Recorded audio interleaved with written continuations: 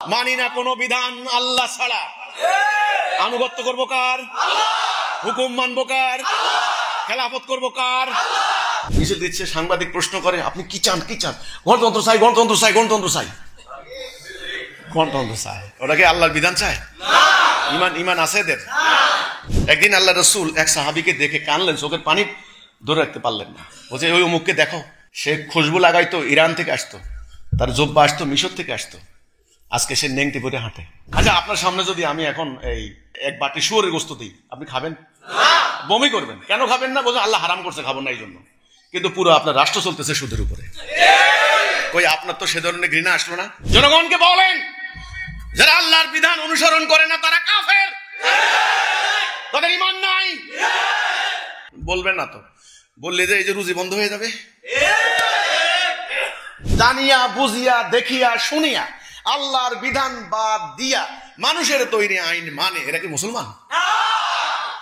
এদেরকে মুসলমান জাল সার্টিফিকেট দিয়ে রাখছে কারা? এখন এই কথা বললে তো আমার তোরা জবাই করবি। নতুন যারা আছেন, ফার্স্ট কন্ডিশন যে আমার কথা মনোযোগ দিয়ে শুনতে হবে। আমার কথার আলোচনাটা হচ্ছে একটা ধারাবাহিকতা আছে, একটা শিকলের মতো। শিকলের যদি একটা আংটা যদি ছুটে যায়, তাহলে শিকলের জোড়া কিন্তু ছুটে যাবে। আমার আলোচনা কিন্তু এরকম, মনোযোগ দিতে হবে কথার দিকে, মনোযোগ ইম্পর্টেন্ট কথা। এরপরে কান দিয়ে শুনতে হবে, চোখ দিয়ে দেখতে হবে, তারপরে আপনি ফয়সালা করবেন, সিদ্ধান্ত নেবেন কি করবেন কি করবেন না। একটা মহাসত্য, যেই মহাসত্য দুনিয়া থেকে হারিয়ে গেছে, ওটা আজকে দুনিয়াতে নাই। যেই মহাসত্য আল্লাহ সুবহানাহু ওয়া তাআলা তার এক প্রিয় বান্দার মাধ্যমে, তার বান্দার উসিলায় আল্লাহ আমাদেরকে দান করেছেন, যেই মহাসত্য বুকে ধারণ করে আজকে আমরা একটা অসম শক্তির বিরুদ্ধে লড়াই করে যাচ্ছি। আমাদের ভাইদেরকে হত্যা করা হয়েছে, আহত করা হয়েছে, রক্তাক্ত করা হয়েছে। কি সেই মহাসত্য যেটা হারিয়ে গেছে দুনিয়ার বুক থেকে? সেই মহাসত্য আজকে আপনাদের সামনে উন্মোচিত হবে। নতুনদের কথা বলছি আমি। আল্লাহ যদি চান তবে আপনাদের হৃদয় উন্মুক্ত হতে পারে, হৃদয়ের দরওয়াজা খুলতে পারে। আমি একটু আগে বলছিলাম তিনতলায় কনফারেন্স হলে, আমি যখন এই সত্য পাই তখন আমার বয়স 26 বছর। তখন আমার লেখাপড়া তখনও শেষ হয়নি, ফাইনাল ইয়ারে আছি।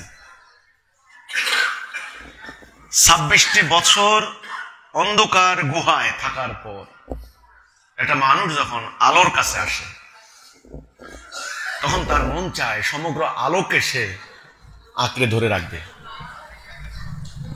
আলো কত সুন্দর! যারা অন্ধকারে থাকে সারা জীবন, যারা অন্ধকারে যায়, অন্ধকারে জন্ম হয়েছে, অন্ধকারে মৃত্যু, আলোর গুরুত্ব বুঝবে না। আলো কতখানি সুন্দর! পৃথিবীর 800 কোটি মানুষ, তারা খাচ্ছে, দাচ্ছে, ঘুমাচ্ছে, বংশবৃদ্ধি করছে, সংখ্যা আসছে, বড় হচ্ছে, মারা যাচ্ছে, মাটির সাথে মিশে যাচ্ছে। এই যে মানুষের আগমন নির্গমন, আসা যাওয়া, এর উদ্দেশ্যটা কি? এর লক্ষ্যটা কি? আপনি ঢাকা শহরে যখন যাবেন, গুলিস্তানে দাঁড়াবেন, কমলাপুর স্টেশনে দাঁড়াবেন, গাবতলী বাস স্টেশন দাঁড়াবেন, আপনি একটা উঁচা জায়গায় দাঁড়িয়ে কিছুক্ষণ বসে থাকেন, দেখবেন হাজার হাজার মানুষ নানান রঙের, কারো গায়ে লাল কুর্তা, কারো গায়ে সাদা কুর্তা, কেউ কুর্তা গায়ে দেওয়া, কেউ শার্ট পরা, কেউ প্যান্ট পরা, নারী পুরুষ, আসে যায় আসে যায় আসে যায় আসে যায়। আপনি কি মনে করেন প্রত্যেকটা লোকের উদ্দেশ্য আছে না কোনো না কোনো? একজন লোককে দাঁড়িয়ে জিজ্ঞাসা করেন, এই তুমি কমলাপুর কেন আসছো? বলছে কেন ভাই, আমি চিটাগাং যাবো, এই যে ট্রেন থামবে, ট্রেন উঠবো। উদ্দেশ্যহীন কোন মানুষকে আপনি দেখবেন? দেখবেন না। তাহলে এই যে জগতে মানুষ আসে যাচ্ছে, আসতেছে যাচ্ছে, উদ্দেশ্যটা কি? কি হাসিল করছে তারা?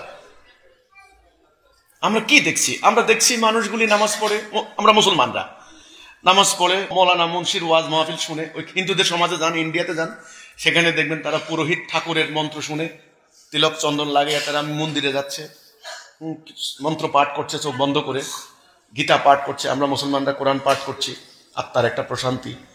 আপনার ওয়েস্টার্ন কান্ট্রিগুলোতে যান, সেখানে দেখবেন গির্জাতে সেখানে প্রার্থনা করতেছে যিশুর, জানেন তো? হ্যাঁ, প্রার্থনা করতেছে। আর কি করছে মানুষ? চাকরি করছে, ব্যবসা করছে, ছোট বাচ্চা কিশোর হচ্ছে, কিশোর থেকে তরুণ হচ্ছে, তরুণ থেকে বুড়া হয়ে যাচ্ছে। এই যে জীবনের বৃত্ত, জীবনের সাইকেল চলছে, আসলে উদ্দেশ্যটা কি জীবনের? আজ পর্যন্ত কেউ আপনাদেরকে তথ্যটা বলেছে? কেন আসলাম, কোথা থেকে আসলাম? কেন আসলাম, কোথা থেকে আসলাম?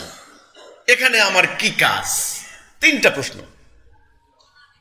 কেন আমি আসলাম, কোথা থেকে আসলাম, এখানে আমার কি কাজ? এটাই যদি আমি হাসিল করতে না পারি, তাহলে আমার আসা যাওয়া সম্পূর্ণটাই ব্যর্থ। আপনি টাকা খরচ করে গেলেন ঢাকা, যাত্রাবাড়ি দিয়ে ঢুকলেন, এত কষ্ট করি, এত ঠেলাঠেলি করি, সায়দাবাদ দিয়ে ওই ইয়েতে আপনার হলো গাবতলি দিয়ে ঘুরে উত্তরা দিয়ে আবার চলে আসলেন। দিন শেষ হয়ে গেল, সকালে রওনা দিলেন, সূর্য অস্ত হয়ে গেল। জিজ্ঞাসা করলেন কেন গেলা এত ঠেলাঠেলি ধাক্কা ধাক্কি করে? কি জানি কি জন্য গেলাম যেন। এই উত্তর দিবেন? নো। আমার মতো সাধারণ গুনাহগার মানুষ, আমাদের মতো, এরকম আমার মতো আরো আছে হাজার হাজার, আমরা জানতাম না জীবনের এই অতি গুরুত্বপূর্ণ প্রশ্নের উত্তর। জানা ছিল না, ভিতরে জানা ছিল না। ছোটবেলায় অনেক ওয়াজ মাহফিল শুনেছি, অনেক মৌলানা মৌলবীর বক্তব্য শুনেছি, বর্তমানে ইউটিউব তো সমানে আছে, কোথাও কিন্তু এই উত্তর নাই। আজকে আপনাদের সামনে আমি চেষ্টা করব উত্তরটা দান করতে। আল্লাহ সুবহানাহু ওয়া তাআলা আমাদেরকে সৃষ্টি করেছেন। এই আসমান, জমিন, গ্রহ, নক্ষত্র, বৃক্ষরাজি, তরুলতা যা কিছু দেখতে পাচ্ছেন, তিনি সৃষ্টি করেছেন একজন স্রষ্টা আল্লাহ। এমনি এমনি সৃষ্টি হয় নাই, তিনি একটা মহাপরিকল্পনার অংশ হিসেবে তিনি সৃষ্টি করেছেন। তিনি এরাদা করলেন তিনি এমন একটা সৃষ্টি করবেন যার ভিতরে তার রূহ থাকবে। তিনি সমস্ত ফেরেশতাদেরকে ডাক দিলেন, ডাক দিয়া বললেন ওয়াইযা ক্বালা রাব্বুকা লিল মালাইকাতি ইন্নী জাইলুন ফিল আরদি খলিফা। এটা হলো সূরা বাকারা 30 নম্বর আয়াত। ঘটনা কিন্তু শুরু। আল্লাহ সমস্ত ফেরেশতাদেরকে ডাকলেন, ডেকে বললেন আমি আমার খলিফা বানাবো, তোমরা কি বলো? শব্দটা হচ্ছে খলিফা। শব্দটা কি? কার খলিফা? কোথায়? জমিনে। জমিনে, ফিল আর্থ। শব্দটা ফিল আর্থ, ইংরেজিতে বলে দিস আর্থ। আর্থ, এই দুনিয়াতে, এই দুনিয়াতে আমি আমার খলিফা বানাবো। তাহলে কি বানাবেন? খলিফা। কে বানাবেন? আল্লাহ। কোথায় বানাবেন? জমিনে। এখনো কিন্তু বানানো হয় নাই, মাত্র আলোচনা চলছে। কার সাথে? মালায়েকদের সাথে একটা আলোচনা চলছে। মহা গুরুত্বপূর্ণ সিদ্ধান্ত কিন্তু।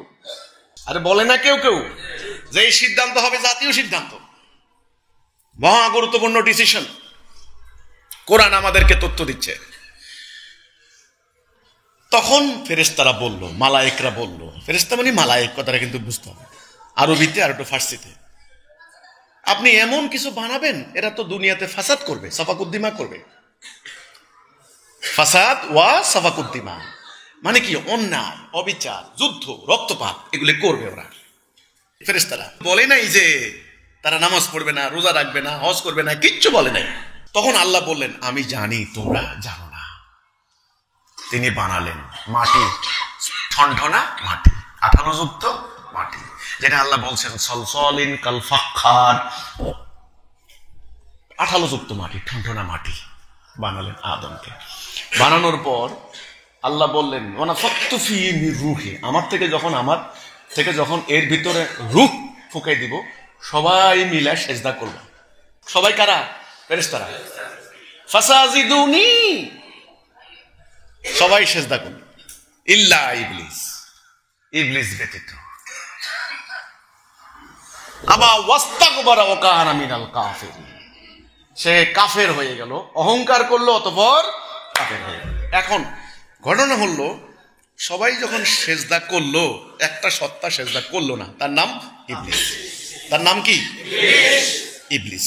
ইবলিসকে কিন্তু ভাই জানতে হবে, ইবলিসকে ভুললে চলবে না। ইবলিসের ষড়যন্ত্র কতখানি, এটা কিন্তু মারাত্মক। তাকে কি পাওয়ার দেওয়া হয়েছে, সে কেন, এটা কিন্তু বুঝতে হবে। তোমাদের মধ্যে দেখবো অনেকে সিনেমা দেখো, খালি নায়ককে নিয়ে পছন্দ করো, ভিলেন ছাড়া নায়ক হইতে পারতো নাকি? ভিলেন যত মজবুত, নায়কও তত হেভি হয়। তো ভিলেন কিন্তু ইবলিস। মনে রাখতে হবে কিন্তু, তবে তোমরা নায়ক হইতে পারবা যদি ভিলেন না চিনো। ভিলেনের সঙ্গে লড়াই যত মজবুত করতে পারবা তত বড় হিরো হইতে পারবা, নাইলে তোমার হিরোগিরির দাম কি নিয়ে? তুমি তো সিনেমার অন্যান্য প্লেয়ারের মতো সাধারণ একটা প্লেয়ার মাত্র, তখনই তো সে হিরো হয়ে গেল, একটা ঘুষিতে সব আউট। কথাটা বুঝছো কিনা ব্যাপারটা? এই জন্য সে হিরো, সে নায়ক। আর বাপরে বাপ, এই জন্য এরাও যারা সিনেমা মেকিং করে তারাও খুব ওরকম ভাবে বডি বিল্ডার একটা নায়ক বানায়, দেখতে শুনতে এরকম বানায়। এগুলো একটা এলিগরিক্যাল ব্যাপার স্যাপার, রূপক অর্থ। নায়কটা কিন্তু ওই রকমই সুন্দর হইতে হবে, বড় হইতে হবে। বোটলা বাটলা হয় না কিন্তু নায়কদের, কোনোদিন হয় না। খুব সাহসী হয়, খুব অন্যরকম হয়, কারণ সে ওই যে ভিলেনকে পরাজিত করবে, তার সে জ্ঞান আছে, সে শক্তি আছে, সে সাহস আছে, এই জন্য তো সে নায়ক নাকি? তাহলে সিনেমাতে ভিলেন না থাকলে কি নায়ক হয় কোনোদিন? শুনছেন কোনোদিন? আসলে পুরোটা জীবনের পুরোটা ঘটনা আপনি যদি 3 ঘন্টা সেলুলয়েডে একত্রিত করেন, বিশাল একটা ঘটনা কিন্তু, কাহিনী মিলে যাবে শেষ পর্যন্ত। এই মিলানোটাই আমাদের কাজ। তখন আপনি বুঝতে পারবেন আপনার কি কাজ। আল্লাহ বানালেন, রূহ ফুঁকে দিলেন, সবাই সেজদা করলো, ইবলিস সেজদা করলো না। আল্লাহ ইবলিসকে ডাকলেন, ওকে সেজদা করলি না কেন? ইবলিস বলে ও হচ্ছে মাটি, আমি হচ্ছে আগুন। আল্লাহ বললেন অহংকার, অহংকার করে এখানে থাকতে পারবে না, এখান থেকে বাইরে যাও। আমরা বলি আউযু বিল্লাহি মিনাশ শাইতানির রাজিম, রাজিম মানে বিতাড়িত, আউট। তখন ইবলিস আল্লাহকে চ্যালেঞ্জ দিয়ে বলে, আল্লাহ, যে আদমের কারণে তুমি আমাকে বের করে দিলা, আমি প্রমাণ দেব ও তোমার পথে থাকবে না।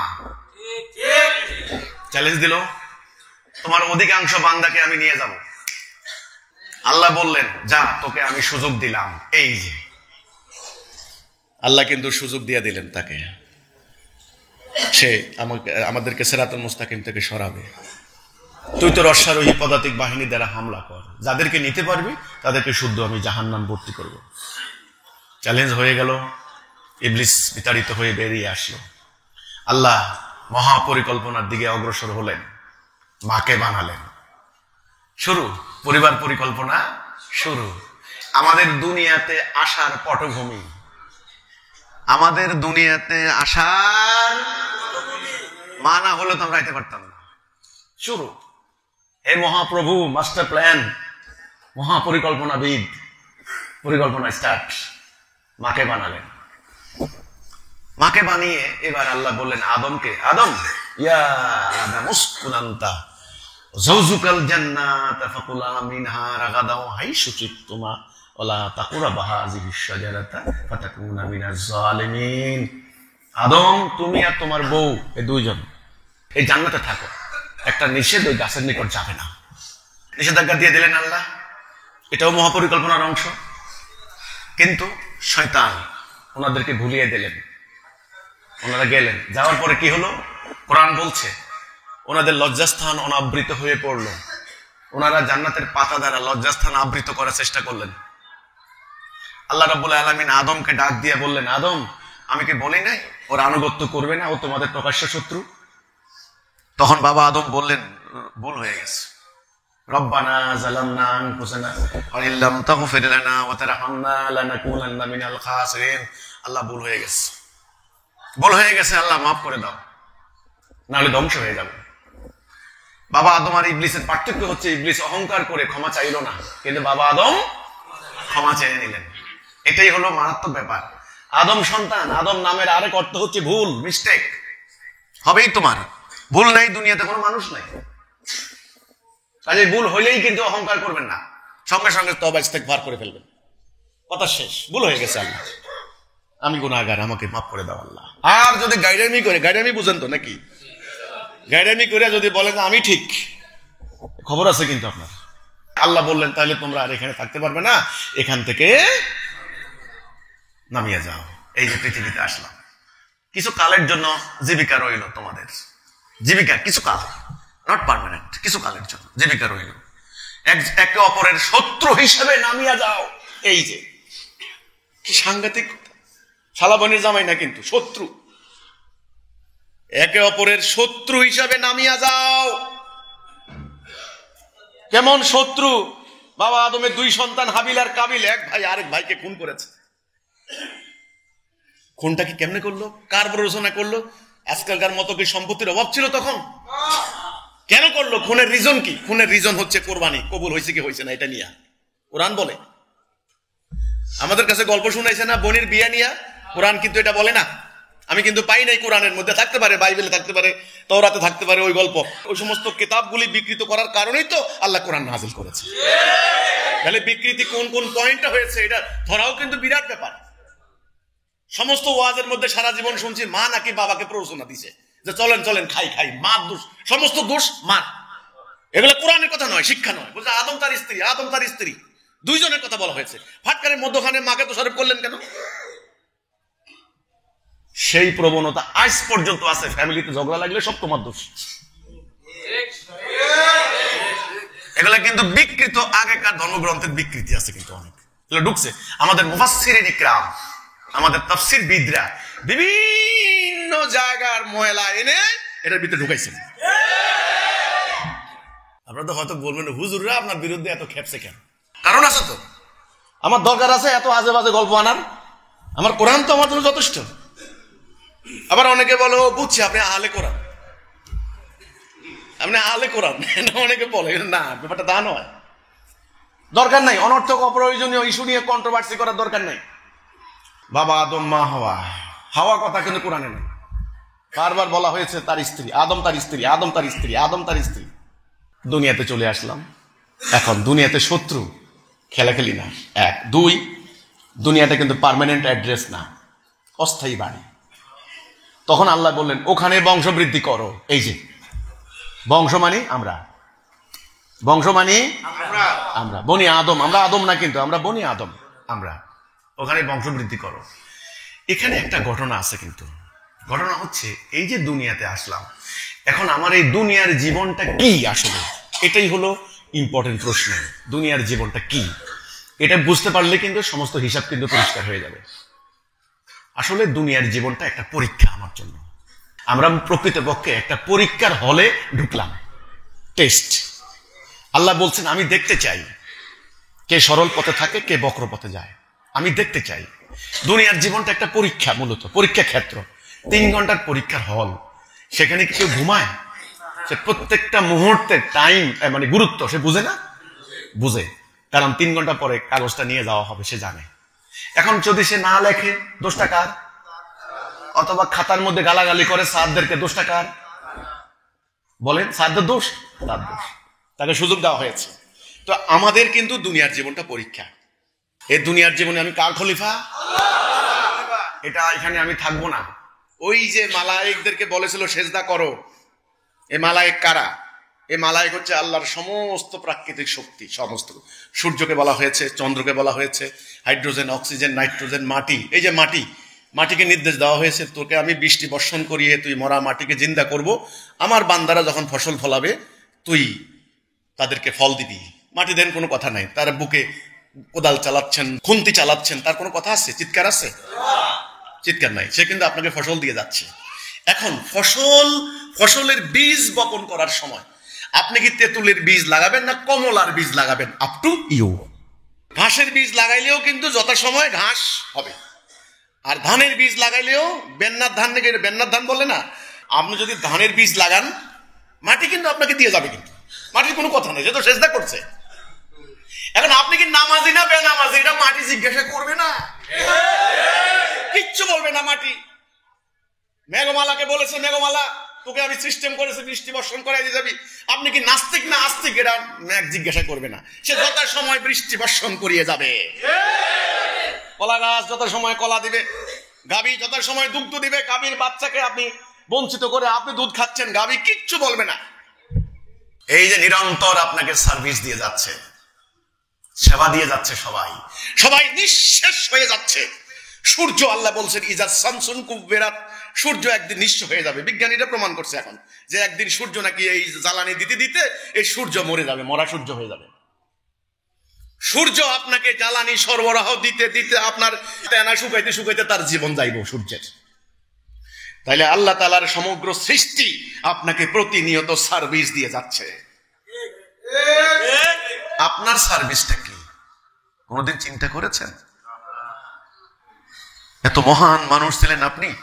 আল্লাহ কোরআনে বলছেন সূরা বাইয়িনাতে, মানুষ খায়রুল বারিয়া, শাররুল বারিয়া, মানুষ দুই প্রকার, সৃষ্টি সেরা অথবা সৃষ্টি নিকৃষ্ট। আপনি যদি পৃথিবীতে আল্লাহর খেলাফত করেন, ইবলিসের বিরুদ্ধে আল্লাহকে বিজয়ী করেন, তবে এই সমস্ত মালায়েক আপনাকে প্রতিনিয়ত যে সার্ভিস দিয়ে যাচ্ছে এর হক আদায় হবে। আপনাকে সরকার নিয়োগ দিয়েছে, মেডিকেল কলেজে পড়ালেখা করিয়েছে, একটা মেডিকেল কলেজের স্টুডেন্টের পিছনে কোটি কোটি টাকা সরকারে যাচ্ছে। আপনাকে ডাক্তার হিসেবে বের করে আধুনিক যন্ত্রপাতি শিক্ষা দিয়ে আপনাকে হাসপাতালে নিয়োগ দিয়েছে মানুষের ট্রিটমেন্ট করার জন্য। আপনাকে সরকারি বাড়ি দিয়েছে, গাড়ি দিয়েছে, কর্মচারী দিয়েছে, টেলিফোন বিল ফ্রি, তারপরে হলো বিদ্যুৎ বিল ফ্রি, আপনার জন্য সমস্ত ফ্রি। মাশাআল্লাহ, দেশে হলেও আপনার গাড়ির মধ্যে লেখা থাকে ডক্টরস কার, কোনো সমস্যা নাই, আপনার জন্য সব ফ্রি। কেন? আপনার দাঁত দেখার জন্য? কিসের জন্য? রাষ্ট্রের জনগণকে আপনি চিকিৎসা দিবেন, এটাই ছিল আপনার মূল ইবাদত, মূল কাজ। যদি আপনি চিকিৎসা না দেন, তাহলে রাষ্ট্রের জনগণের এত সার্ভিস, ট্যাক্সের টাকা সম্পূর্ণরূপে ওয়েস্টেজ হলো আপনার জন্য। তখন আপনাকে শাস্তি দেওয়া কি ন্যায়সঙ্গত হবে না অন্যায় হবে? এই আদমকে জাহান্নাম দেওয়া ন্যায়সঙ্গত হবে না আল্লাহর অন্যায় হবে? ন্যায়সঙ্গত হবে। তারা দুনিয়াকে ভোগ করে চলেছে, দুনিয়ার সমস্ত রঙকে তারা ভোগ করে চলেছে। তাদের উচিত কার খেলাফত করা? আল্লাহর খেলাফত করা। তাহলে এখন সিদ্ধান্ত হলো, আমরা কোথা থেকে আসলাম? জান্নাত থেকে। আমাদের বাবা মা আদম হাওয়া, আমরা এক পরিবার। আমরা সাদা কালো, লম্বা, খাটো, বেটে, আরবিতে কথা বলি, ইংরেজিতে কথা বলি। এই যে নানান ধরনের খাদ্যাভ্যাস, ভাষার পরিবর্তন, পোশাকের বৈচিত্র্য, এগুলো হয়েছে আবহাওয়ার কারণে, ভৌগোলিক কারণে, কিন্তু আমরা সবাই এক পরিবার। একথা পুরো মানব জাতিকে এখন মনে করিয়ে দিতে হবে। কোরআনের ধারকরা সেটা মনে করিয়ে দিতে হবে। ইবলিস কিন্তু ওটা ভুলাই দিবে, ইবলিস ভুলাই দিবে।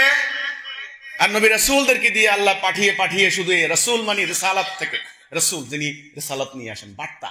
কি বার্তা?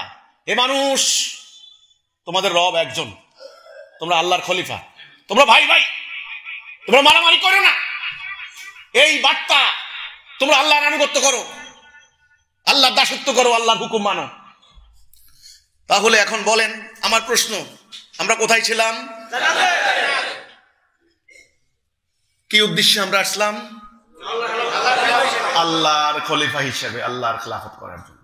আমরা যেন আল্লাহর খেলাফত করতে না পারি, আমাদের শত্রুকে সৃষ্টি করেছেন কে? আল্লাহ।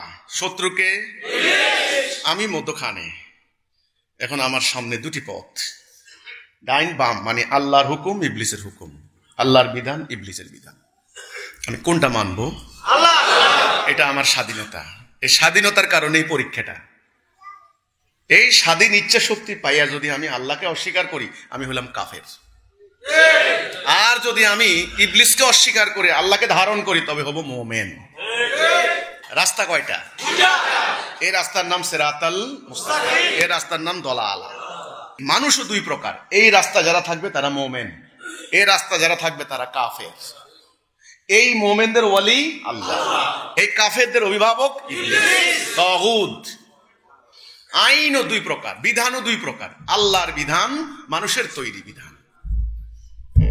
এবং রাস্তার শেষ মাথাও দুইটা। এই রাস্তার শেষ মাথা জান্নাত, এই রাস্তার শেষ মাথা জাহান্নাম। এখন আপনারা বলেন, এই যে আদম সন্তানের মধ্যে এই যে এত মারামারি, খুনাখুনি, যুদ্ধ, রক্তপাত, দুর্বলের উপর সবলের অত্যাচার, জুলুম, নারীদের উপর নির্যাতন, সুদ, ঘুষ, রাহাজানি, এই যে এত অপরাজনীতি, ধান্দাবাজি এই যে হচ্ছে, কারণটা কি? মানুষ আল্লাহর খেলাফত বাদ দিয়েছে। পুরো মানব জাতি এখন ডান দিকে আছে নাকি বাম দিকে আছে? মানুষ কি আল্লাহর আনুগত্য করছে না ইবলিসের আনুগত্য করছে? যতদিন মানুষ আল্লাহর আনুগত্যে ফিরে না আসবে, সিরাতুল মুস্তাকিমে প্রত্যাবর্তন না করবে, হেদায়েতে না আসবে, বর্তমানের মতো এইভাবে দলালাতে থাকবে, ততদিন পর্যন্ত মানুষের রক্তারক্তি, যুদ্ধ, হানাহানি বন্ধ করতে কেউ পারবে না। জাতিসংঘও পারবে না, কোন সরকার পারবে না। যত বিপ্লব করেন লাভ নাই, হবে না। আরো অন্যায় হবে, আরো জুলুম হবে, আরো গুনাগুনি হবে। এই হানাহানি বন্ধ করতে হলে, এই অশান্তি বন্ধ করতে হলে আমাদেরকে একটা সিদ্ধান্ত নিতে হবে আজকে। সিদ্ধান্ত হলো লা ইলাহা ইল্লাল্লাহ। নবী তো আর আসবে না, সাধারণ ভাবে নবীর নাম তো এমনি যোগ হবে, লা ইলাহা ইল্লাল্লাহ মুহাম্মাদুর রাসূলুল্লাহ। এই একটা কথা, এটা একটা আরবি বাক্য। এটা মূলত বান্দার সাথে আল্লাহর একটা চুক্তি, একটা অঙ্গীকার। লা মানে মানি না, লা মানে কি মানি না। কি মানি না? আল্লাহ ব্যতীত আমি কাউকে কারো হুকুম মানি না। আল্লাহ যেখানে যেটা করতে বলেছেন সেটা করব, যেটা নিষেধ করেছেন সেটা করব না। বাস, এলাহ হিসেবে একমাত্র আমি আল্লাহকে মানব। তাইলে বলেন তো, আগে কি আল্লাহ নামাজের কথা বলছেন না ঈমান? পবিত্র কোরআনে আপনি কোথাও পাবেন আগে বলছে, আল্লাহ বলছেন নামাজ পড়ো, আগে ঈমান আনো। নবী করিম সাল্লাল্লাহু আলাইহি সাল্লাম ওনার পুরো নবুতি জীবন আগে কি নামাজের দিকে ডাক দিয়েছেন না ঈমানের দিকে ডাক? এটা মানুষকে পরিবর্তন করে ঈমান। ঈমান আগে, নামাজ পরে। আবার অনেকে মনে করে, অনেকে অপপ্রচার চালায় কি উনি খালি নামাজের বিরোধিতা করে। এখানে কি আমি নামাজের বিরোধিতা করলাম? মাথার জায়গায় মাথা রাখেন, মগজের জায়গায় মগজ রাখেন, আর হার্টের জায়গায় হার্ট রাখেন। আপনি এক লেখেন, একের পিঠে একটা শূন্য দেন, কত হইল? আরেকটা শূন্য দিলে 100, আরেকটা শূন্য দিলে 1000। একটাই যদি না থাকে শূন্যের কোনো দাম আছে? শূন্য ধরেন, এই নামাজ, রোজা, হজ, যাকাত যত আমল করেন, আগে তো এক দিবেন, আগে ঈমান। এই যে ইসলামের বুনিয়াদ কয়টা? আগে কি নামাজ না আগে ঈমান? লা ইলাহা ইল্লাল্লাহ মুহাম্মাদুর রাসূলুল্লাহ, এটা এক নাম্বার। এই যে আমাদের মাথার উপর দিয়ে কলেমা, এটার নাম কলেমাতুত তাইয়্যিবা, কলেমাতুত তাওহীদ, পবিত্র বাক্য। এক আল্লাহ, আল্লাহ তুমি ছাড়া আমি কারো আনুগত্য করব না, কারো বিধান। সেখানে আজকে মুসলমানরা কার বিধান মানে? যারা জানিয়া বুঝিয়া শুনিয়া, জানিয়া বুঝিয়া দেখিয়া শুনিয়া আল্লাহর বিধান বাদ দিয়া মানুষের তৈরি আইন মানে, এরা কি মুসলমান? এদেরকে মুসলমান জাল সার্টিফিকেট দিয়ে রাখছে কারা? এখন এই কথা বললে তো আমারে তোরা জবাই করবি। এখানেই আমার আপত্তি, আপনারা এদেরকে জাল সার্টিফিকেট দিয়ে রাখছেন। এরা যা, এদেরকে তাই বলেন, এরা বাঁচবে, আপনিও বাঁচবেন। জাল সার্টিফিকেট দিলে সময় মতো আটকা পড়ে যাবে।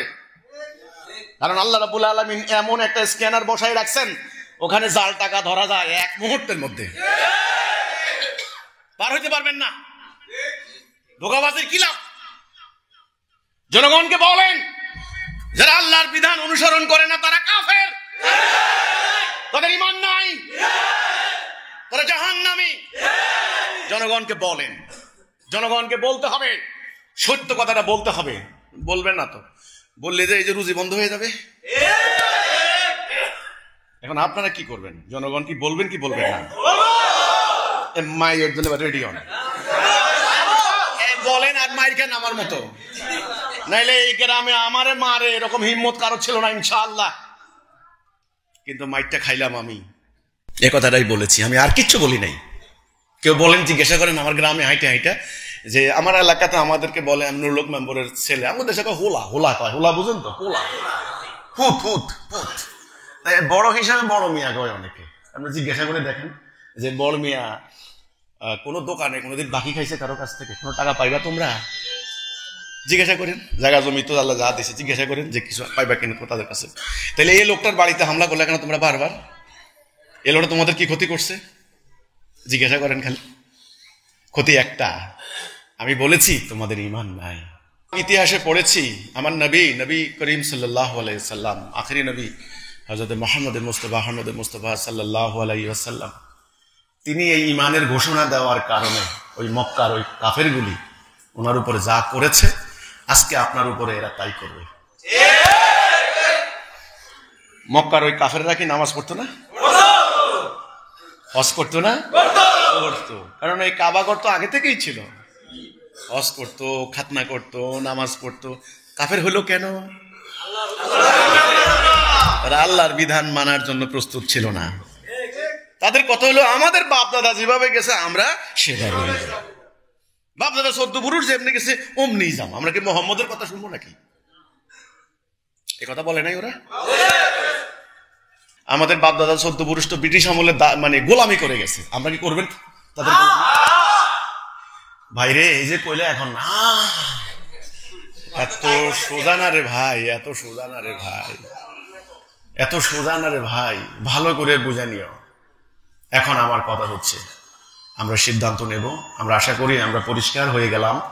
আজকে মানব জাতির মধ্যে হানাহানি, যুদ্ধ, রক্তপাত, এর মূল কারণ মানুষ আল্লাহর খেলাফত বাদ দিয়েছে। মানুষের এর ধারণাও নাই। মানুষ মনে করে নামাজ পড়লেই জান্নাত চলে যাবে। আবার যাই দেখেন হিন্দুদেরকে জিজ্ঞাসা, ওরা মনে করছে যে ঠাকুরকে খাওয়াইয়া খালি পূজা করলে স্বর্গে চলে যাবো গা। হ্যাঁ, জিজ্ঞাসা করবেন, দেখবেন আপনার বাবার কি নাম, শুরুতেই বলবে স্বর্গবাসী পিতা। স্বর্গে আমাদের দেশে হান্দাই গেছে, স্বর্গে ঢুকে গেছে আর কি। কিন্তু আল্লাহ রাসূল বললেন, মান কালা লা ইলাহা ইল্লাল্লাহ ফাদাখালাল জান্নাহ। হান্দাইতে হইলে লা ইলাহা ইল্লাল্লাহ মানে হলো ফাদাখালা, দাখিল হওয়া, অর্থাৎ প্রবেশ করা। নোয়াখালী বলে হান্দাই যাওয়ার কথাটা বুঝছেন কিনা ব্যাপারটা? তাহলে সবাই বিশ্বাস করে। আর আমাদের এখানে বিভিন্ন জেলা থেকে লোক আসছে তো, নোয়াখালীর দু একটা ভাষা শুনলে মজা পায়, এই জন্য বলছি। মানে জান্নাতে যেতে হলে একটা মাত্র অঙ্গীকার, লা ইলাহা ইল্লাল্লাহ। এটার এতটাই গুরুত্ব, আবু যর থেকে বর্ণিত হাদিস। এই কথাটা যখন রাসূল বললেন, তখন হযরত আবু যর রাদিয়াল্লাহু তাআলা আনহু, রাসূলুল্লাহর বিখ্যাত সাহাবী, জানেন তো, খুব জলিল কত সাহাবী। উনি আবু যর থেকে বর্ণিত অনেক হাদিস আছে কিন্তু, এবং এটা মুত্তাফাকুন আলাইহি অনেক হাদিস আছে, বুখারী মুসলিমেও আছে। হাদিসের বিশুদ্ধতার মানদণ্ডে এগুলা কিন্তু গুরুত্বপূর্ণ হাদিস। তো উনি প্রশ্ন করছেন রাসূলকে, ইয়া রাসূলুল্লাহ, ও যদি চুরি করে? দেখেন রাসূল বলছেন, চুরি করলেও, ব্যভিচার করে, যে ব্যভিচার করলেও সে জান্নাতি। তখন 3 টাইমস হযরত আবু যর গিফারি প্রশ্ন করছেন রাসূলকে। রাসূল বলছেন, আবু যর, তোমার নাক কাইটা দিলেও সে জান্নাত যাবে, অথবা আবু যহরের নাক মাটিতে ঘষে দিলেও জান্নাত যাবে। লা ইলাহা ইল্লাল্লাহর গুরুত্ব এতখানি কেন, আমার প্রশ্ন। কারণ যেই বান্দা আল্লাহ ছাড়া অন্য কারো আনুগত্য করবে না, আর অমনি সেখানে ইবলিস পরাজিত হবে। এই জন্যই লা ইলাহা ইল্লাল্লাহর এত গুরুত্ব। সকল নবী রাসূলরা আসছেন এই লা ইলাহা ইল্লাল্লাহ নিয়ে। বাবা আদম আলাইহিস সালাম কি বলছেন? লা ইলাহা ইল্লাল্লাহ আদম সফিউল্লাহ। ইব্রাহিম আলাইহিস সালাম কি বলছেন? লা ইলাহা ইল্লাল্লাহ ইব্রাহিম খলিলুল্লাহ। মুসা আলাইহিস সালাম কি বলছেন? লা ইলাহা ইল্লাল্লাহ মুসা কালিমুল্লাহ। ঈসা আলাইহিস সালাম লা ইলাহা ইল্লাল্লাহ ঈসা রূহুল্লাহ। এই আমাদের নবী আয়েশার শেষ নবী, লা ইলাহা ইল্লাল্লাহ মুহাম্মাদুর। এটা এখন আমাদের কালেমা। কাজে লা ইলাহা ইল্লাল্লাহ ছাড়া কেউ জান্নাত যেতে পারবে না। এটা এই জন্য বলছে কালেমাতুত তাইয়্যিবা, পবিত্র বাক্য। এটা এমন একটা বৃক্ষের সঙ্গে তুলনা করা হয়েছে যার আসমানের সমস্ত বিস্তৃত তার শাখা প্রশাখা, এমন তার শিকড় সমস্ত জমিন বিস্তৃত, এত মজবুত। এটা ভাঙবার নয়, এই হাতল কেউ ভাঙবার নয়, ভাঙতে পারবে না কেউ। শুধুমাত্র লা ইলাহা ইল্লাল্লাহ আপনাকে জান্নাতে নিয়ে যাবে। 33 মাঠ, 5 মাঠ। এরপরে আপনি নামাজ পড়েন, এরপরে আপনি রোজা রাখেন, এরপরে আপনি হজ করেন, সব ঠিক হয়ে যাবে। এখন আপনার হাত আছে, পা আছে, চোখ আছে, মাথা আছে, কিন্তু প্রাণ নাই। এই হাত থাকার লাভ আছে? আছে কিনা? প্রাণ নাই। প্রাণ মানে আসল লাইফ, জীবন, ওটাই নাই, মরা না। তাহলে অবস্থা কি? আমাদের মসজিদ আছে, মাদ্রাসা আছে, আলেম ওলামা আছে, নামাজ আছে, ওয়াজ মাহফিল আছে, কি নাই? ঈমান নাই। যেই কারণে 200 কোটি মুসলমান আজকে মাত্র কয়েক লক্ষ ইহুদির হাতে মাইর খাচ্ছে। এই অবস্থায় কি আমাদের জীবন যাবে? এই দলালাতে চলতে চলতে কি জাহান্নাম যাব? না। আল্লাহর এক প্রিয় বান্দার মাধ্যমে এই মহাসত্যের ডাক চলে এসেছে। আমি আপনাদেরকে আমন্ত্রণ জানাচ্ছি, আসুন আমরা একটা সিদ্ধান্ত নেই। আমরা আনুগত্য করব কার? আল্লাহ। খেলাফত করব আল্লাহ। হুকুম মানব আল্লাহ। বাম দিক নয়, ডান দিক। আমরা কাফের নয়, মোমেন হব। মোমেন ভাই ভাই না শত্রু? মোমেনের জাতি কয়টা? মোমেনের প্রভু কয়জন? আর মোমেনের সংবিধান কি হয়? মোমেনের সমাজে শান্তি, আর ওদের সমাজে হবে অশান্তি। মোমেনের সমাজে মানুষ দরজা খুলে ঘুমাবে, কোনো চুরি হবে না। একা একটা মেয়ে মানুষ হেঁটে যাবে রাতের অন্ধকারে, কোনো ভয় নাই। আপনারা যদি এই ডিসিশন নেন যে আমরা আজকে থেকে সিদ্ধান্ত নিলাম যে আমরা আল্লাহর হুকুম ছাড়া, আল্লাহর আনুগত্য ছাড়া কারো আনুগত্য করব না, আল্লাহর বিধান ছাড়া কারো বিধান করব না। আমি আপনাদেরকে সুসংবাদ দিতে চাই, যারা এই সিদ্ধান্ত নেবেন, আমি রসুলের পক্ষ থেকে, আল্লাহ রসুল যে কথা বলছেন, আমি এর বাহিরে না, আমি নিজের কথা বলার জন্য এখানে দাঁড়াইনি, আমি গুনাহগার মানুষ। আমি আপনাদেরকে বলতে চাই, যারা এই সিদ্ধান্ত নেবেন যে আমার মৃত্যু পর্যন্ত নো কম্প্রোমাইজ, আমি আল্লাহর বিধান ছাড়া কারো বিধান মানব না, এই সিদ্ধান্ত যারা নেবে তাদের সমস্ত গুনাহ মাফ, তারা জান্নাতি, তারা মুমিন। যারা এই সিদ্ধান্তের মধ্যে অটল থাকবে, আমি আপনাদেরকে প্রথম আমন্ত্রণ জানাবো, প্রথম আহ্বান জানাবো, আসুন আমরা মুমিন হই। কি হই? মুমিন হই। এবার মুমিনের দ্বিতীয় শর্ত, জানমাল দি জিহাদ। এই জিহাদটা কেন করবেন? দিন কয় প্রকার? দুই প্রকার। আল্লাহ দেওয়া দিন, মানুষের তৈরি করা দিন। দিন মানে জীবন ব্যবস্থা, কিভাবে মানুষের জীবন চলবে এর একটা ব্যবস্থা আর কি। অর্থনীতি কেমনে চলবে, যেমন ধরেন অর্থনীতি, আমি একটা উদাহরণ দিচ্ছি। অর্থনীতি ছাড়া কি রাষ্ট্র চলে? দিন চলে? চলে না। সুদ আল্লাহকে হারাম করছেন, হালাল করছেন? আচ্ছা, আপনার সামনে যদি আমি এখন এই এক বাটি শুয়োরের গোশত দিই, আপনি খাবেন? বমি করবেন। কেন খাবেন না? বলছেন আল্লাহ হারাম করছে, খাবো না এই জন্য। কিন্তু পুরো আপনার রাষ্ট্র চলতেছে সুদের উপরে। কই আপনার তো সে ধরনের ঘৃণা আসলো না? আপনার তো সেই ধরনের রাগ আসলো না? আপনার ব্যাংকে 15% সুদে বাড়ে, কোটি কোটি টাকা সুদ, মানে 1,00,000 কোটি টাকা সরকার খালি বিদেশিকে সুদ দিতে হচ্ছে। এই কারণে ট্যাক্সের চাপ বাড়ছে, প্রত্যেকটা উন্নয়ন প্রকল্প সুদের। তাহলে সুদ ছাড়া আপনার কোনো কাজকর্ম চলে না। আপনি দেখেন ব্যাংকের কর্মকর্তাদের সাথে আলাপ করে দেখেন, তাদের কথা হলো ভাই আপনি ভালো কি মন্দ আমরা দেখবো না, আমাদের সুদটা হলো মেইন, আমরা সুদ পাইলে হয়েছে খালি। এই সুদ আল্লাহ হারাম করছেন, কোন আলেম না জানে, কোন পীর সাহেব না জানে, সবাই জানে না। কিন্তু না, সুদ কি বন্ধ করতে পারবে? জি না, এত সোজা না। এটা একটা ব্যবস্থা, এটা বিল্ডিং এর মতো, এত সোজা না। এই সিস্টেমটাকে বাদ দেওয়ার জন্য আপনাদেরকে সিদ্ধান্ত নিতে হবে, এটার নাম দিন। নবী করিম সাল্লাল্লাহু আলাইহি সাল্লামের সাথে ওনার ফ্যামিলির লোকদের, আবু জাহেল, আবু লাহাব, ওতবা, সায়েবা বা আশেপাশে, এদের দ্বন্দ্ব করার কোনো কারণ ছিল? যুদ্ধ করার কারণ ছিল না। ওনার প্রথম দিকে একটু অভাব অনটন ছিল, ওনার ফ্যামিলি কষ্টে ছিল, কিন্তু আম্মা খাদিজার সঙ্গে বিয়ে হওয়ার পরে, ব্যবসা বাণিজ্য উন্নতি করার পরে ওনার ফ্যামিলির তখন অভাব চলে গেছে। অভাব নাই, আর অভাব নাই। কারণ তখন প্রমাণ কি, ওই যে স্বাস্থ্য ভাই আলী আর আকিল, ওই দুইজনকে বলছেন চাচার কাছে যে ওদেরকে আমার কাছে দিয়ে দেন, আমি ওদেরকে খাওয়াই, লালন পালন করি, কারণ সংসার তো অভাবই সংসার। তো ওনার চাচা বলতে, না ঠিক আছে, আকিল থাক আমার কাছে, তুমি আলীকে নিয়ে যাও। তার বোঝা গেল যে অভাব অনটন তখন আর ততদিনে নাই। তাহলে উনি কেন যুদ্ধ করতে গেলেন খামাখা? মান সম্মান কম ছিল ওনার? কেন করতে গেলেন? এই যে দিন, আল্লাহ যে ওনাকে দায়িত্ব দিয়েছিলেন, আমি তোমাকে মনোনীত করেছি আমার রাসূল। আমি তো অনেক লোকেরে দেখছি, কত জ্ঞানী, কত সম্পত্তিওয়ালা, ওয়ালিদের অনেক সম্পত্তি ছিল, কত ব্রিলিয়ান্ট লোক আরবের মধ্যে তখনও ছিল, কবি, সাহিত্যিক। আমি তো কাউকে পছন্দ করি নাই। আমি এমন একজনকে পছন্দ করছি যে লেখাপড়াই জানে না, মায়ের পেটে থাকতে বাপ মারা গেছে, এতিম, 6 বছর বয়সে মা হারাইছে, বকরি চড়াই চড়াই জীবনকাল, সে শিশুকাল গেছে। এই মানুষকে আমি পছন্দ করেছি। আল্লাহর পছন্দ কি ভুল ছিল? তার সিলেকশন কি ভুল ছিল? তিনি দেখলেন মানব জাতির মধ্যে সবচাইতে বিশ্বস্ত, সবচাইতে আমানতদারি, সবচাইতে সাহসী, সবচাইতে আপোষহীন মানুষটাকে তিনি পছন্দ করছেন। ওরা বলছেন আমি আপনাকে মনোনীত করলাম। ওনার জ্বর উঠে গেছে এই ঘোষণায়, জানেন তো। উনি আইসা বললেন, আম্মা খাদিজা কম্বল দিয়ে জড়াও, আমার জ্বর উঠে গেছে। আমি কি দেখলাম, কি পাইলাম এটা? তারপরে তো ওই যে কাহিনীগুলো জানা কথা, আম্মা খাদিজা বিভিন্ন জনের কাছে নিয়ে গেলেন, নিয়ে বললেন যে কাহেন বলে তখন, গণক টনক, এগুলি ওনাদের আগেকার কিতাবের জ্ঞান ছিল। দেখে টেকে বলতেছেন, আরে আফসোস আফসোস, আপনাকে তো আপনার জাতি বাড়ি থেকে বাইর করে দিবে। উনি বলেন, কেন, আমি কি দোষ করছি? আরে আপনাকে তো আপনার জাতি বাইর করে দিব।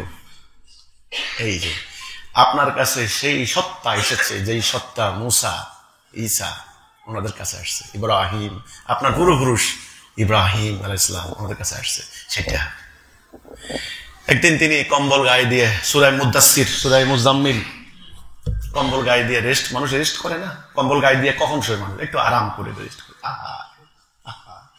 আয়াত নাজিল হয়ে গেল, হে কম্বল আবৃত ব্যক্তি, ওঠো, উঠুন, মানুষদেরকে সতর্ক করুন, যান। আর শুয়ে থাকা যায়? ওই প্রেরণা, সাংঘাতিক অনুপ্রেরণা, ওইটা ঐশী প্রেরণা, কেউ বসে থাকতে পারবে না যার ভিতরে এটা ঢুকছে। তিনি বেরিয়ে পড়লেন, ফ্যামিলির সবাইকে ডাকলেন, গোত্রগুলিকে ডাকলেন, ডেকে একটা জায়গায় জড়ো করলেন। সেখানে জড়ো করে তিনি একটা কথা বলছেন যে তোমরা বলো লা ইলাহা ইল্লাল্লাহ, আল্লাহর আনুগত্য করো। তোমাদের আল্লাহর আনুগত্য না করার কারণে এই আরব সমাজ তোমরা দাসত্ব ব্যবস্থা, মানুষ বেচা কিনা করো, তোমরা উলঙ্গ হয়ে হজ করো, মেয়ে মানুষের কবর দাও, মদ খাইয়া পড়ে থাকে, সুদ ঘুষ রাহাজানি অশ্লীলতা, শিক্ষা নাই, দীক্ষা নাই, টাকা নাই, পয়সা নাই, মারামারি, গোত্রে এই গোত্রে ওই গোত্রে এই গোত্রে। এখন দেখেন বাংলাদেশে এই পাড়া ওই পাড়া। তোমরা শেষ হয়ে গেছো, তোমাদের ঈমান নাই। তাদের অহংকারে মাথা ছাড়া দিয়ে উঠছে, কি বলো আমাদের ঈমান নাই? আমরা এত খুব যত্ন করে হজ করি আর তুমি কো আমি ঈমান নাই বলে। সেই ঘটনা আপনারা জানেন। তারপরে আন্দোলন শুরু হয়ে গেল। সেই আন্দোলন 23 বছর চলল। 23 বছরের জিন্দিগিতে তিনি 78টা যুদ্ধ করলেন। কয়টা যুদ্ধ করলেন? 78। আপনার জীবনে কয়টা করছেন? নিয়ত তো নাই, নিয়ত তো নাই। কেমনে নিয়ত থাকবে? ওই যে শিখাই দিছে আত্মার বিরুদ্ধে জেহাদ, বড় জেহাদ। নিয়ত তো নাই। কোনোদিন তো কেউ বলে নাই যে যোদ্ধা নবীর উম্মত যোদ্ধা হইতে হয়। গাছে লতা পাতা খাইলেন, পেটে পাথর বাঁধলেন, নিজের আপন চাচার কলজা খাইল কাফেররা, হিন্দা টুকরে টুকরে হয়ে গেল। নারীরা জীবন দিলেন, নারীরা স্বামী দিল, সন্তান দিলেন, বাবারা সন্তানকে দিয়ে দিলেন। পুরা মানে ঘরে ঘরে আহত, শাহাদাত, গাজী। এই জাতি বিনিময় কি পাইলাম আমরা? এই জীবন ব্যবস্থা পাইলাম। এটা কি এমনি এমনি আসছে? এই বাংলায় কি এমনি এমনি আসছে? এটা এই বাংলায়? আরে আমাদের পূর্বপুরুষ কি ছিল ইতিহাস জানেন? বৌদ্ধ আর হিন্দু। হযরত শাহজালাল আলী আমিনী, হযরত শাহপরান, হযরত খানজাহান আলী রহমতুল্লাহ আলাইহি এনাদের জীবনী পড়ে দেখেন। সংসার করতে পারেন নাই, ম্যাক্সিমাম সংসার হয় নাই, বিয়ে শাদী করতে পারেন নাই, তরুণ একে একে শহীদ হয়ে গেছে, টুকরা টুকরা হয়ে গেছে, যে বিনিময় কিতাবখানা এখানে আসছে। আপনারা কি এই নোংরা পৃষ্ঠা উল্টাইতে চান? এই আবর্জনা কি দূর করতে চান? এই শিরক, কুফর, এই দালালা, এই অবাধ্যতা, এই জুলুম কি বন্ধ করতে চান? যদি চান সত্যিকার অর্থে মানুষ শ্রেষ্ঠ হোক, মানবতা প্রতিষ্ঠা হোক, মনুষ্যত্ব বিকশিত হোক, মানুষের আত্মা প্রকাশিত হোক, মানুষের সমাজ আলোকিত হোক, যদি সত্যিকার অর্থে চান, তবে সর্বপ্রথম আপনাদেরকে ঈমান আনতে হবে। আমার প্রথম ডাক ঈমানের ডাক, প্রথম ডাক তাওহীদের ডাক। যারা ঈমান আনবেন, খালেস নিয়তে ঈমান আনতে হবে। দুনিয়ার কোনো আশা করা যাবে না। আমি কোনো নির্বাচন করতে দাঁড়াই নাই, আগামীতে ইলেকশনে আমারে ভোট দিবেন, নো। ওই লাইন বাদ দিছি জীবনের বহু আগে। আমি কোনো পীর ফকির না যে আমাকে গরু বকরি দিয়ে যাবেন, আমি জাহাজে বলে আপনার জান্নাত নিয়ে যাব। জান্নাত আমার বাপ দাদার কেনা সম্পত্তি না, যে ওখানে টুকরা টুকরা করে প্লট দিয়ে আইসে আমি আপনাকে দিয়ে দিব লেখা। জি না, আপনি মোমেন হবেন, আল্লাহ আপনাকে জান্নাত দিবেন। জান্নাত আল্লাহর, আল্লাহর স্পেশাল ভাবে জান্নাতের নিয়ামত সাজায় রাখছেন মোমেনের জন্য, মোমেনের জন্য। কাজে প্রথম ঈমান আনবেন। ঈমানের কোনো উদ্দেশ্য থাকবে না, শুধু আল্লাহকে বিজয়ী করা, ইবলিসের বিরুদ্ধে আল্লাহকে বিজয়ী করা। এটার জন্য জানমাল দিতে হবে। সারা জীবন তো দেখে আইছেন খালি টাকা নেয়, খালি টাকা কামাই করে। এবার শিখেন দিতে হবে, শিখেন দিতে হবে। সাহাবীরা দিতে দিতে ফকির হয়ে গেছে। একদিন আল্লাহ রাসূল এক সাহাবীকে দেখে কানলেন, চোখের পানি ধরে রাখতে পারলেন না। বলছে ওই অমুককে দেখো, এই যে যাচ্ছে না, সে খুশবু লাগাইতো, ইরান থেকে আসতো, তার জব্বা আসতো মিশর থেকে আসতো, আজকে সে নেংটি পরে হাঁটে। এই হয়ে গেছে, নিঃস্ব হয়ে গেছে, সোজা কথা, সম্পদশালী ফকির হয়ে গেছে। আর আমাদের তো মাশাআল্লাহ, যিনি যত বড় হুজুর তত আল্লাহ আল্লাহ করে আল্লাহ আল্লাহ দিয়েছে। একেবারে উল্টা। আমার কথা বলে ওনারা বলে আমি ওনার সমালোচনা করি না, আল্লাহ রাসূলের ইসলামের ঠিক উল্টা হয়ে গেছে। আপনারা কি ঈমান আনবেন? ওকে, যদি ঈমান আনেন, ঈমানের উদ্দেশ্য কি হবে? আল্লাহর দ্বীনকে, আল্লাহর দ্বীন প্রতিষ্ঠা ছাড়া আসলে শান্তি আসবে না। আল্লাহর দ্বীন প্রতিষ্ঠা করার একটা নির্দিষ্ট তরিকা আছে, 5 দফা কর্মসূচি আমার খুতবার মধ্যে আজকে আছে। সেটা হলো ঐক্য। ঐক্য 1 নাম্বার। এদিকে 1 নাম্বারটা ঈমান না, তারপরে নামাজ মানে সালাহ, যাকাত, হজ, সাওম। আর এই প্রতিষ্ঠার 1 নাম্বারটা কি? প্রতিষ্ঠা করতে, যদি আপনি প্রতিষ্ঠা করার নিয়ত করেন, কোরআনে আল্লাহ বলছেন আকিমুদ্দিন, দিন প্রতিষ্ঠা করো। এই কথাটা কি কারো কাছে আছে? কেউ বলে আকিমুদ্দিন? না, খালি নামাজ পড়, নামাজ পড়। নামাজ তোরে জান্নাতে নিয়ে যাবো গা, কিন্তু দিন প্রতিষ্ঠা করতে হবে। আকিমুদ্দিন, ইকামতে দিন, এটা কি বলে কেউ? ওরা সব গণতন্ত্র প্রতিষ্ঠা করে, দেখবেন বিশাল মিছিল, যদ্দূর চোখ যায়, গামছা বাঁধে কোমরের মধ্যে, জ্যাকেট খুলে ফেলাইছে, কোটটা খুলে ফেলাইছে, মিছিল দিচ্ছে। সাংবাদিক প্রশ্ন করে, আপনি কি চান, কি চান? গণতন্ত্র চাই, গণতন্ত্র চাই, গণতন্ত্র চাই, গণতন্ত্র চাই। ওরা কি আল্লাহর বিধান চায়? ইমান, ইমান আছে এদের? কর্মসূচি কয়টা? 1 নাম্বার ঐক্য, ঐক্যবদ্ধ হইতে হবে। আপনি আলাদা পারবেন না, আপনি আমি সবাই মিলে ঐক্যবদ্ধ, সীসা গলানো প্রাচীরের নেই ঐক্য। 2 নাম্বার ডিসিপ্লিন, 3 নাম্বার আনুগত্য, 4 নাম্বার হিজরত, 5 নাম্বার জানমাল দি জেহাদ। জেহাদ না করলে মোমেনে হইতে পারবেন না, শেষ। মোমেন হইতে হইলে জেহাদ করতে হবে, জানমাল দিয়ে। জেহাদ করতে হইলে ঐক্যবদ্ধ হইতে হবে, একদম সবাই মিলে একটা জাতি হবে এবং ডিসিপ্লিন শিখতে হবে, আনুগত্য করতে হবে, আমিরের আনুগত্য। আতিউল্লাহ আতিউর রাসূল আউলিল আমরি মিনকুম, তোমাদের মধ্যে যিনি আমির হবেন আমিরের আনুগত্য করতে হবে, আনুগত্য ছাড়া চলবে না। ওই যে পদ নিয়ে চেয়ার মারামারি দেখেন না, এগুলি এখানে চলে না, হারাম, এখন সিস্টেম নাই। স্বার্থ যেখানে নাই চেয়ার মারামারি সেখানে হয় নাকি? তাহলে আনুগত্য, আল্লাহ রাসূল আমির। হিজরত, হিজরত মানে আলাদা হওয়া। যারা তাওহীদে নাই তাদের সাথে ইবাদত বন্দেগী চলবে না, এটাই কঠিন। এই যে বয়স্ক মানুষগুলো বসে আছেন না, প্রত্যেক গ্রাম থেকে আসছেন, খালেকের বাপ মালিকের বাপ, মসজিদে যায়, এখন এখান থেকে যায় যদি বলে তোকে ইমান নাই আমি যাবো না, খালেকের বাপের জীবন থাকবো? তো খালেকের বাপ বাঁচবেন না, কিন্তু মরতে হবে। আমি আপনাকে মরার অপশন দিলাম, আপনি কি বিষ খাইয়া মরবেন না গুলি খাইয়া মরবেন, আপ টু ইউ, কিন্তু মরতে হবে। আপনাকে যদি কেউ মরার অপশন দেয় যে তোমাকে, তুমি বাঁচতে পারবা না, মরতে হবে তোমাকে, হয় বিষ খাবা নাকি মাথায় গুলি করবা, কোনটা করবা? তুমি মরো, তুমি করো, বাঁচতে পারবেন না। তো মরণ যেহেতু আছে দুনিয়াতে, রাসূলের সাহাবীরা যেভাবে মরতে চাইছেন এভাবে কোনোদিন মরতে চাইছিলেন? খালি ওসিয়ত করে যান, নাতিপুতি করে ডাইকা আর আব্বার কবরের লগে কবর দিছে। আরে সাহাবীরা তো এটা কইতো না। আপনি কইতে, আপনি খালি খালি আশা করেন কি ওই বাড়ির দরজায় কবর দিস, দেখেন তোরা আইতে যাইতে আমারে দেখস। আপনি কি জানেন সাহাবীরা এই কথা বলতো না? না, সাহাবীরা বলতো আমাকে রণাঙ্গনে নিয়ে যাবে, যে রণাঙ্গনে সাহাবীরা শহীদ হবেন আমি যেন সেখানে মারা যাই। হাসরের দিন আল্লাহ রাসূলের সাহাবীরা যে ময়দান থেকে উঠবেন আমি যেন সেখান থেকে উঠি। আমি বলবো আল্লাহ রাব্বুল আলামিন, আমার যুদ্ধ আমার কিসমতে হয় নাই, কিন্তু যেই ময়দানে তোমার মোমেনরা যুদ্ধ করেছে সেই ময়দান থেকে আমি উঠেছি। আল্লাহ, সাহাবীদের দোয়া ছিল এটা। আর আপনার দোয়া হচ্ছে কি দাদার কবরের পাশে দিস। দাদার লগে ঘুমানো তো শখকে, রণাঙ্গনে ঘুমানো যায় না? ঘুম কিসের? মোমেন তো ঘুমাবে না।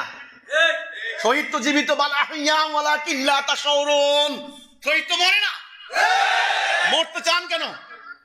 আল্লাহ বলেন জীবন্ত হও, আপনি খালি মরতে চান। 40 বছর বয়স না হইতে খালি দাড়ি পাকায় করে বলেছে বুঝো না বয়স হয়ে গেছে গা। আমার বয়সের অর্ধেক কথা বলে বুঝো না বয়স হয়ে গেছে গা। আর মিয়া সোজা হয়ে দাঁড়ান মিয়া, ভাবে সাবে ইশারা ইঙ্গিতে নিজেরা স্থবির, অনড়, অথর্ব, দুর্বল, বুড়া, মরা একটা ভাব ধরছে আর কি মুসলমানরা। এখন কি বাঁচতে চান নাকি মরতে চান? আসেন বাঁচার লড়াই, আসেন মুক্তির লড়াই। জীবন দেব, জীবন আল্লাহ দিবেন, আমি না। জীবন আমরা পাইছি, এই জীবন চিরন্তন জীবন, মৃত্যু নাই, মরবেন না, মৃত্যু নাই। এটা জান্নাতের জীবন, এক জান্নাতের জীবন যেটাকে বলে স্বর্গীয় জীবন বলে বুঝে মানুষ।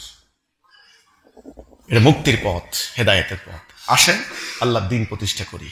দিন প্রতিষ্ঠা সাহাবীরা যেভাবে করেছেন সেভাবে, সেটার জন্য 5 দফা কর্মসূচি। আলহামদুলিল্লাহ আমরা সেটা পেয়ে গেছি। ঠিক আছে, দিন প্রতিষ্ঠা করবেন নাকি?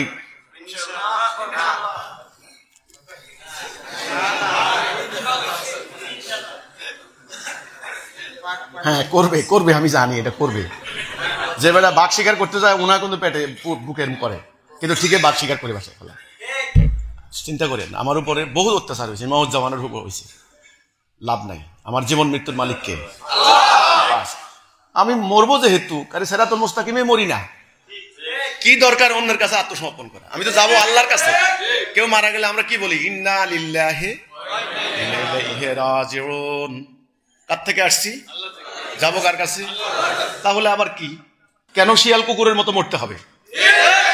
বাঘের মতো একদিন বাঁচবে। তাহলে আমাদের কলেমা হবে লা ইলাহা ইল্লাল্লাহ, মানি না কোনো বিধান আল্লাহ ছাড়া। আনুগত্য করবো কার? হুকুম মানবো কার? খেলাফত করবো কার? বাস, জাতি হবে একটা, হুকুম মানবো আল্লাহর, লা ইলাহা ইল্লাল্লাহ। সমাজে হবে শান্তি, ন্যায় বিচার, সুবিচার। আগামী দিন দুনিয়াকে লিড দেওয়ার জন্য প্রস্তুতি গ্রহণ করেন। এই সত্য চলে এসেছে, আগামী দিন আপনারা লিড দেবেন। আল্লাহর ওয়াদা মিথ্যা নয়। আল্লাহ বলেছেন, আমি ওয়াদা দিয়েছি যারা ঈমান আনবে, আমলে সলে করবে, লা ইয়াস্তাখলিফান্নাহুম ফিল আরদ, তাদের কাছে আমি খেলাফত দেব। খেলাফত দিয়ে দিবেন আল্লাহ, অন্য কেউ খেলাফত পাবে না। যতই দল দেখাক লাভ নাই, একমাত্র হিজবুল্লাহ, আল্লাহর দল একমাত্র বিজয়ী হবে। মনে রাখেন, আল্লাহর সাহায্য ছাড়া কোনোদিন বিজয়ী। এই বিজয়ের সুসংবাদ আমি দিচ্ছি। অবাশশিরিল মুমিনিন, আল্লাহ বলছেন মুমিনদেরকে সুসংবাদ দাও, এই জন্য দিচ্ছি। আমার কথা তো না, আল্লাহ বলছেন মুমিনদের সুসংবাদ দাও। যদি আপনারা ঈমান আনেন, যদি আপনারা জান মাল দিয়ে আল্লাহর রাস্তায় সংগ্রাম করেন, আল্লাহর খেলাফত করার জন্য তওবা করে এখন থেকে ঐক্যবদ্ধ হন, ইনশাআল্লাহ আমি আপনাদেরকে আল্লাহর পক্ষ থেকে অবাশশিরিল মুমিনিন, আল্লাহ বলেছেন মুমিনদেরকে সুসংবাদ দাও, আমি আপনাদেরকে সুসংবাদ দিচ্ছি। আগামী দিনের বিশ্ব ইসলামের বিশ্ব। আগামী দিন আল্লাহর দিন প্রতিষ্ঠা হবে, মানুষ আবার শান্তিতে ফিরে আসবে। আবার এই অন্যায়, এই অবিচার, এই যুদ্ধ, রক্তপাত বন্ধ হবে। এই মহান আন্দোলন হিজবুত তাওহীদ, আলহামদুলিল্লাহ আমরা সেটা নিয়ে কাজ করছি।